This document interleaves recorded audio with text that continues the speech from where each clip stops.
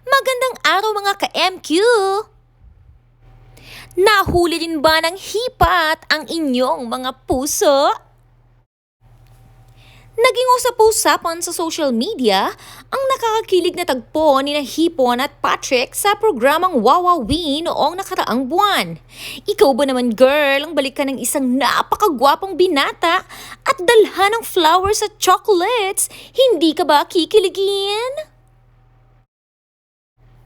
Pwes, ating kilalanin sina Herly Nicole Budol aka Hipon Girl at si Patrick Bolton aka Hipon Boy.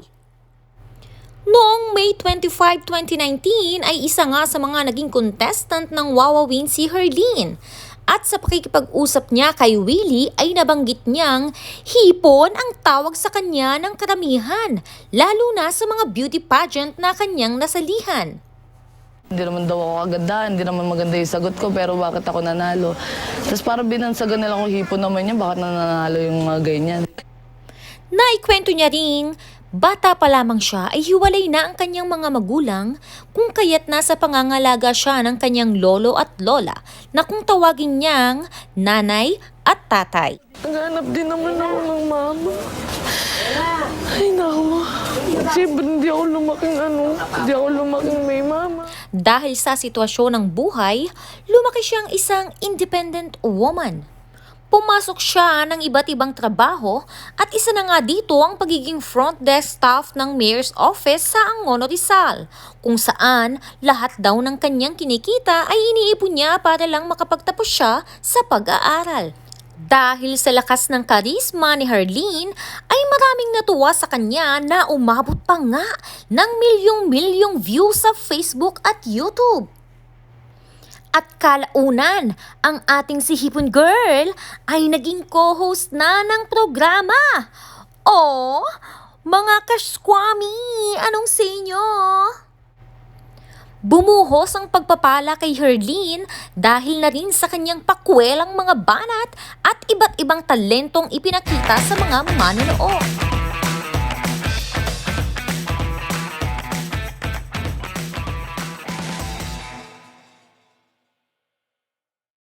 If you have a boyfriend, you walking in the street, your katawan is nothing. Only your face is holding. Oh. Ako si Erlyn. Hindi maganda, pero maganda ang aking panloob. So, sabihin sa inyo, kahit wala akong talent, ganito lang talaga ako.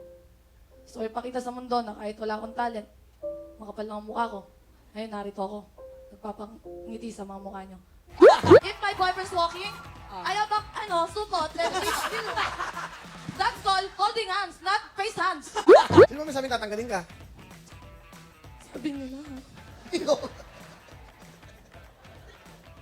Takot na ako mag-joke eh. Bakit? Baka tanggalin mo talaga ako. Eh kaya nga kita kinod, nagjo-joke ka. Ngayon, hindi ka magjo-joke. Tatanggalin talaga kita. Mag-joke ka. Ano joke mo? Pangit ba ako? Opo. Alam mo bang bawal dito ka makamag-anak? Hindi ko alam, Will. Nagulat lang mo ako. Hindi, nakakonsya ba kayo? Hindi, Will. Promise. Hindi kaya nagkakaproblema siya natin. Ano kanina may sumama? Hindi ko nga alam na nandito sila eh. Dahil dyan, hindi ka labas yun. Hala. Hindi, Will. Hindi ko nga talaga alam. Ba't di mo? Promise. I'm Don't promise. tell I promise you. I didn't know. Mga may-ari ng kontro. Oh my gosh. Kaya pala nasa harapan kayo kasi pronto kayo. Kasi kung wala kayo sa harapan, back row kayo.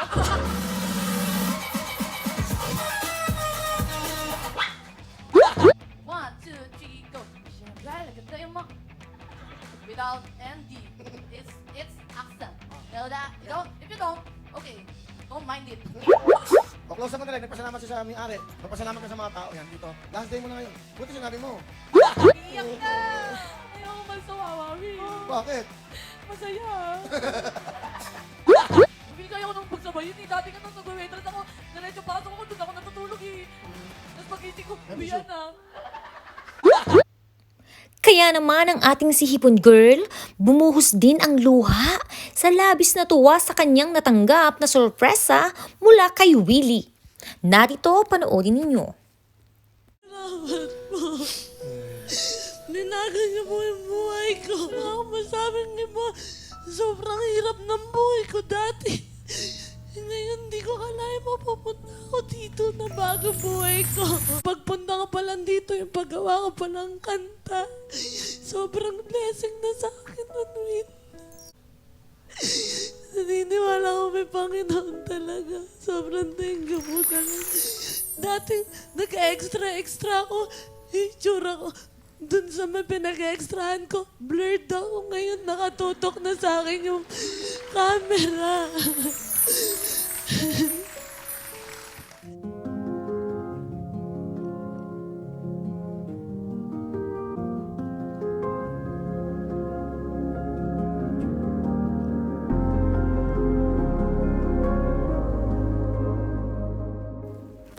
Lubos na nagpapasalamat si Herlene dahil raw sa wawawin ay guminhawa na ang kanilang buhay.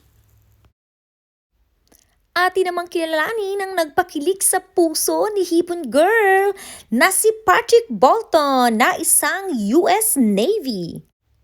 Base sa kanyang social media accounts, ipinanganak si Patrick noong April 17, 1996 at nag-iisang anak na lalaki sa 3 magkakapatid.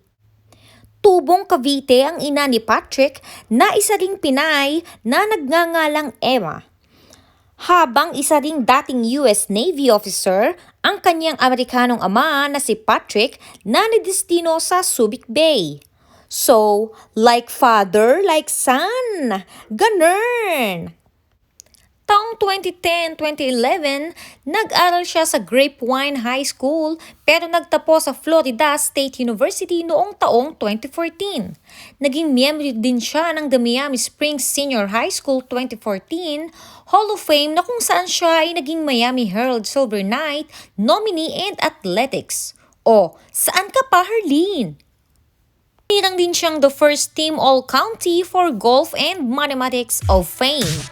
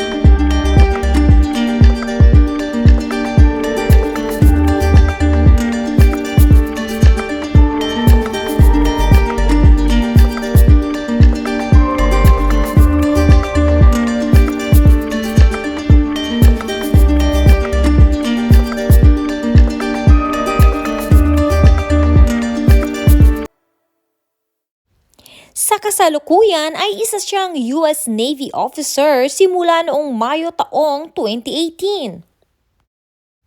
Sa napakaraming achievements ni Patrick sa buhay, akalain niyong isa rin pala siyang vlogger.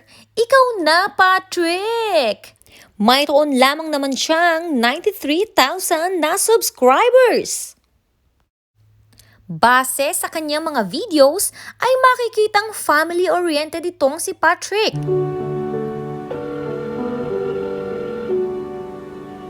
Oh, son. Hi, Daddy-O. How you doing? Happy Thanksgiving, Dad.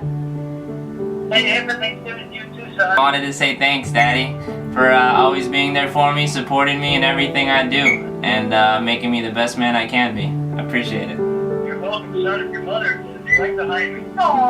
Ma! Mami! Kahit wala ka rin dito, love you din. Thank you, Mommy. You're always supporting me too. Mwah! Ayon pa sa kanya, 12 years na ang nakalipas nang muli siyang makabalik sa Pilipinas kasama ng kanyang pamilya. At dito nga'y una niyang nasilayan si Hipon na talaga namang kinagiliwan ng manunood. Hindi raw niya inaasahan na magiging sentro siya ng atraksyon sa programang Wawawin. Nariyan na inilayan siya ng kanta ni Donita. Aba syempre, hindi din naman papahuli ang ating si Hipon na nag-alay pa ng sayaw.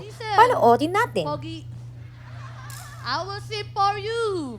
Para sa'yo to.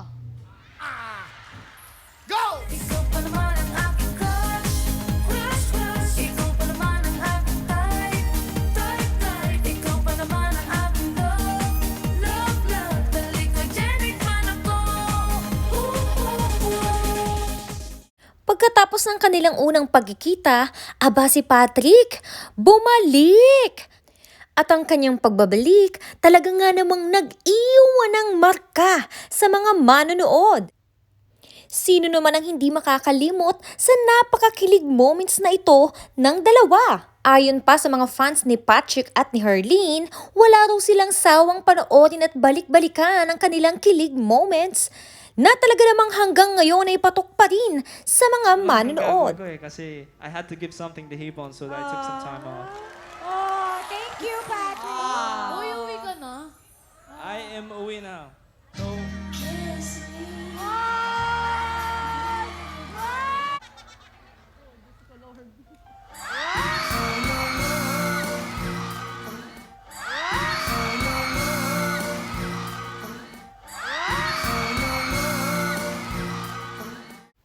Hi Hipon! How to be you po? Dalawang magkaibang personalidad na bago ang buhay dahil sa viral na video sa social media. Ang tanong, may pag-asa nga bang maging sila? Tayo na lang dalawa, tayo na lang magsama, tayo na lang dalawa, tayo naman talaga, tayo na lang dalawa, tayo na lang magsama, tayo na lang dalawa, tayo naman talaga.